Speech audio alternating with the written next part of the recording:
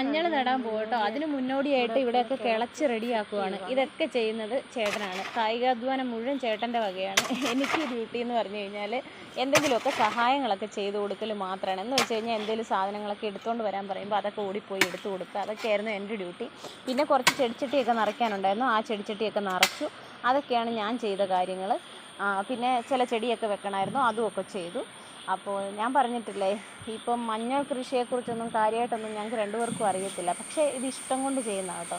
അപ്പോൾ നമ്മൾ ആ കിളച്ച സ്ഥലത്തേക്ക് കുറച്ച് കരികില ഇട്ട് കൊടുത്തു. എന്നിട്ട് വീണ്ടും മണ്ണിട്ട് നമ്മൾ മൂടും. ആ മണ്ണിട്ട് മൂടിയ ഭാഗത്തേക്ക് നമ്മൾ കുറച്ച് ആട്ടുംകാട്ടവും ചാരവും കൂടെ മിക്സ് ചെയ്തിട്ടു. എന്നിട്ട് വീണ്ടും അതിനെ നമ്മൾ മൂടും. അതിൻ്റെ മുകളിലാണ് നമ്മൾ ഈ മഞ്ഞൾ നടുന്നത്. ചാരവും കണ്ടോ, മണ്ണിട്ട് കൊടുക്കുകയാണ്. അപ്പോൾ മണ്ണിട്ട് മൂടണം വീണ്ടും. അങ്ങനെയാണ് നമ്മൾ നടുന്നത് കേട്ടോ. ഇങ്ങനെയൊക്കെയാണോ നടേണ്ടതെന്ന് ചോദിച്ചാൽ അറിയത്തില്ല, പറഞ്ഞു തരാം കേട്ടോ. അപ്പോൾ ഇതാണ് നമ്മുടെ മഞ്ഞൾ. വീട്ടിൽ ചെന്നപ്പോൾ അച്ഛൻ തന്നു വിട്ടാന്ന് ഞാൻ പറഞ്ഞില്ലായിരുന്നു കഴിഞ്ഞ വീഡിയോയിൽ. അപ്പോൾ ഇത് കണ്ടോ, ഇത് ചെടിയായിട്ട് തന്നെ അവിടെ നിൽക്കുമായിരുന്നു. അതിനെ ഞങ്ങൾ അടർത്തി മാറ്റിയപ്പോൾ കിട്ടിയ മഞ്ഞളാണ്. അത് വളരെ കുറച്ചേ ഞങ്ങൾ പറിച്ചുള്ളൂ. ഇഷ്ടംപോലെ ഉണ്ട് അവിടെ.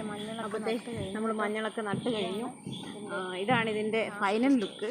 അപ്പോൾ ഞാൻ നിങ്ങളോട് എപ്പോഴും പറയാറുണ്ടല്ലോ, ഇത് ഇനിയിപ്പോൾ ഇത് കുറച്ച് നാൾ കഴിയുമ്പോഴത്തേനും ഇതിൻ്റെ അകത്തുനിന്ന് മഞ്ഞളെല്ലാം പറിച്ച് നമുക്ക് പൊടിപ്പിച്ച് അതൊക്കെ ഉപയോഗിക്കാം എന്നുള്ള പ്രതീക്ഷയോടുകൂടി ഒന്നുമല്ല ഇത് നടുന്നത്. ഇത് നടുമ്പം കിട്ടുന്ന ഒരു ആനന്ദം ഉണ്ടല്ലോ, ആ ആനന്ദം ആസ്വദിക്കുന്ന ആളാണ് ഞാൻ. അതുപോലെ തന്നെയാണ് ഹസ്ബൻഡ് എന്നാണ് ഞാനും മനസ്സിലാക്കുന്നത്. അല്ലാതെ ഇതിൻ്റെ അകത്തുനിന്നെല്ലാം പറിച്ചെടുക്കുക എന്നതിലുപരി ഒരു സന്തോഷം, അത്രയേ ഉള്ളൂ കേട്ടോ.